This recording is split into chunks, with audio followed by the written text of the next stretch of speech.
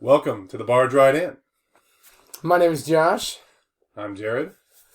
And today, we're going to be discussing some other cool things that you can bring to the table for your D&D game. Yes. So, let's Barge Ride In.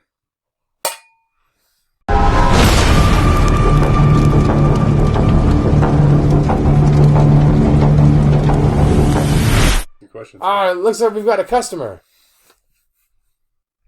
Hey guys, I have friends, and I need to see some cool D&D stuff to show them, please. And yeah, I have friends.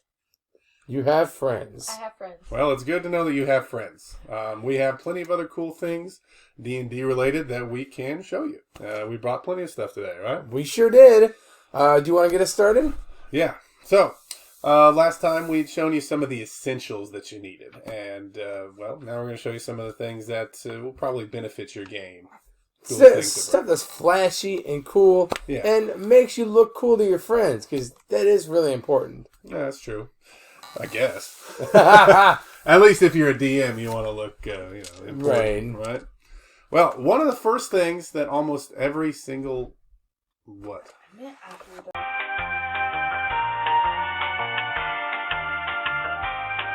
One of the first things that you're going to probably run into with a lot of gamers in general that do any sort of tabletop games or games with dice is they're going to have a dice bag. Right? Yep. Something to carry your dice in.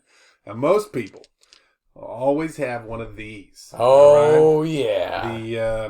The nondescript alcohol bottle, all right? And, these are usually, what, $20-$30? And it comes with alcohol in it, so, That's always a good thing. always a good thing if you drink. And, We do not condone that under the age of 21. well, obviously. However, if someone gave you a bag, Yeah. I'm just saying. Yeah, maybe you can buy your dad a gift and ask for the bag back, right? Yep. So you have the dice you can put right in here. Plenty of space for a lot of dice, even on the regular ones. And you get more than a full set in there easily. For several years, that Oh. has been the standard bag for dice. Yes, but we have much cooler things. So, Yes. So, Yeah. for instance, as far as dice box goes, you can get rather intricate with them. Here is a dice box that we use here. I'll show you a close-up of that right now. All right. Yeah, so it's pretty cool. You open it up. It's magnetic. I believe we found this one on Amazon. An excellent addition to your collection. I just wrap a hair tie around mine. That works out great. Oh, yeah. There are all sorts of crazy fancy ones like that. Now, if you want to go down the more handmade route, you can get stuff at places like Hobby Lobby or Michael's, and you can do maybe some wood burning. Now, this comes from my fiance, and this is her dice box. They have written on the front here, "The dice giveth, and the dice taketh away." You can make your own custom stuff, wood burning. You can paint it. I know that you had one that was painted for a while. Yep. And all sorts of crazy stuff. So you can do your handmade boxes. You can do crazy bought boxes online. Or you can just go with the classic dice bag. Yep. I like to think that a dice bag / box brings a lot of personality to the table. Mm-hmm. Very, very helpful. And you may want to have more than one set of dice. Yeah, because, the blisters that they come in, the little plastic boxes, are very easy to break. Well, not very easy, but easy enough. And they're not exactly comfortable to have in, say, a pocket or, stuff like that. Yeah. Just in your hand. Doesn't look as cool, doesn't feel as cool. So Yeah. that's just a cool thing you can get to carry your dice around in. Yep. Now, you have your dice bag or your dice box. But, since we're on the topic of dice, one thing that really goes well with your dice bag or box is a dice tower or a dice roller. Yeah, Of something some to roll your dice into or use to roll your dice for you. If you With your dice towers, you have, for instance, a couple of different things you can do. Yeah, there's a crazy handmade one that we found at a convention. That is both a rolling Yeah, a rolling he's cool. pit and a creature. Let's throw a dice in that thing. All right. So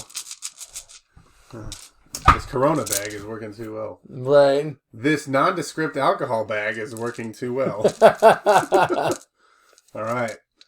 So you open the dragon's mouth. Put it in this, and rolls out the bottom. Rolls out here in the bottom. Now you can remove it and just use this as your own dice roller if you feel like. Yep. Just as simple.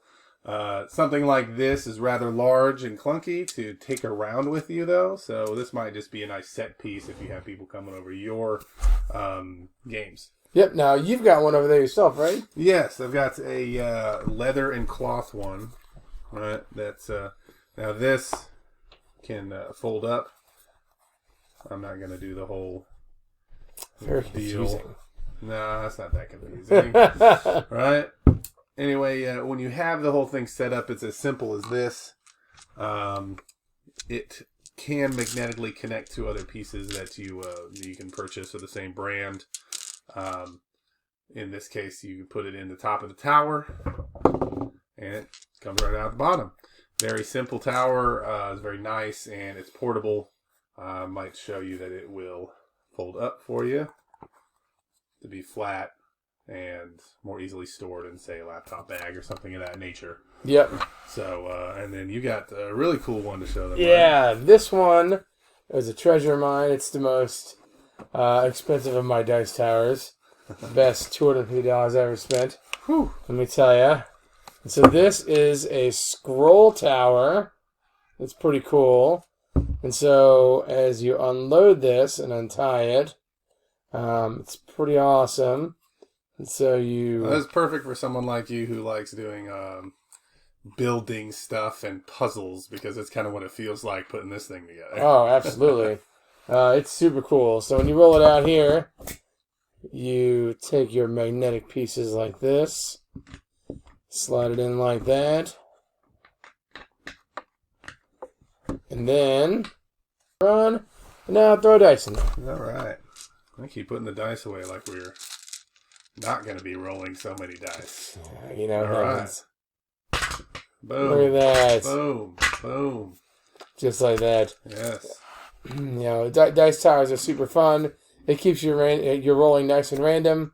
Yeah. Gives you something to show off. There's one thing you might run into pretty early on is your dice being thrown all over the table, and especially if you have things like metal dice, they can damage people's tables even. So if you have something like this, I have a very simple one. It is part of that kind of set where it's flat, and then you can snap it together. Has cloth on the inside, and boom, I have just a rolling. Nice and easy. Very easy, and instead of throwing my dice all the way off the table, I can roll all of my dice in one go and keep it inside this little thing, and then put it back in a laptop bag. Is usually I carry most of my stuff. Yep, super easy. Yep. Super convenient. So yeah, I mean, you'll find that by the time you're done loading up with all your cool stuff, you know, the most convenient way packed is probably the way to go, so that you can carry all of it with you. Yeah. And so yeah, we have those. There are a few other things that maybe we'd like to show you about. We had the tiles last time where you can draw your own mats and maps onto. Mm-hmm. Now, you can also purchase other pre-made tiles that are, let's say, what do you call that, modular? You can connect them. Now, this is a set that I got on a Kickstarter by a creator named Jon Hodgson. Not sure if I'm saying that right. Hodgson. Well, we'll link you in the description and you'll figure that out. And you take these pieces, which I will zoom in on, and they can connect into all sorts of different shapes and rooms. And in these cases, they flip around to have different things on the other side. There are other ones. Wizards releases their own. There are all sorts of pre-made maps out there, and we might actually go over some of those in detail later. Mm-hmm. But if you don't feel like drawing out your maps and you want to have something that looks a little bit nicer than, dry erase on a board, then that's an option for you. I also, interestingly, found that I had purchased a game called Zombies. It's a board game, and the tiles that you get with that game and the other expansions can actually form quite nicely to turn into a battle board of different types if you need to. Yeah, there's all sorts of games out there that uses similar systems. Like, I think Marvel and DC both have like superhero games that have maps specifically for their little fight games. And if you do a superhero based role playing game, that kind of stuff works for you as well, or just even a modern day kind of setting. I guess one other thing specifically for D&D that we would suggest to you is... and this one's more for the DMs. Yes, more for the DMs. They've got these cards, I'll show them to you real quick. Monster cards. These in particular are monster cards. Now, they come in decks of certain levels. These are specifically by Wizards, and have all of the official rules and images and art and all that. It sure does make combat way easier for the DM. Yes, now you can get, of course, the monster manual, and that's nice because the cards don't have the details about each monster in them, such as like the lore behind the monsters, etc. But if you have, say, a lich with some zombies and skeletons that are under his command, or just some sort of necromancer, then you can have that character, pulled up in your monster book, and then have one of these cards slipped in as a placeholder. Yep. And then when you have like 15 different skeletons, you don't have to keep flipping back to the skeleton page. You just makes got, it, one card that's the skeletons, and and like they 5.0 also has spell cards as well. Which is kind of like the player's version of... Yeah, they got spell cards, they have item cards, and there are a lot of third parties out there that have even cooler ones. Ones that I want to go over in length at a different time. Yep, totally worth your buy. They make your game much easier. Yes, so definitely, especially as a DM. Even as a player, if you get the spell cards for your class, if you know you're going to be playing a druid a lot, for example, or any of those other classes, having the spell cards on you means you don't have to go into the PHB or write down on a note piece of paper, which is the classic way to do it, right, all of your spells. So that's definitely another thing that we suggest that is both cool and very functional in your game. Yeah. So those are a few things that we think would really help flesh out your D&D game a little bit here. Not necessities, but definitely useful objects that you can bring. I'm sure there's plenty more if you have any other questions, and we will get into these things at more length on other videos if you want us to see like more of the tiles, more dice towers, more... we're also going to be doing some crafting as well. Yes. And maybe reviewing some crafting. Mm-hmm. Shout out to the DM's Crafter. We think your stuff is awesome. Oh, yeah. And we definitely want to, show... not only some new stuff that maybe hasn't been thought of before, but also review some of the stuff that other people have made. Yeah. Cool, items that you would have never thought of normally for a game, off and on. Yeah. We'll have some fun with that stuff. So if you have any suggestions or you have any other questions for us, things that you'd like us to go over, then please ask away. You can go to our email, which we will link in the description. It's thebargewritein@gmail.com. And, with that... We do appreciate you. Give us a like, subscribe, and, of course, as you said earlier, give us a comment. Mm-hmm. All right, thank you for stopping in.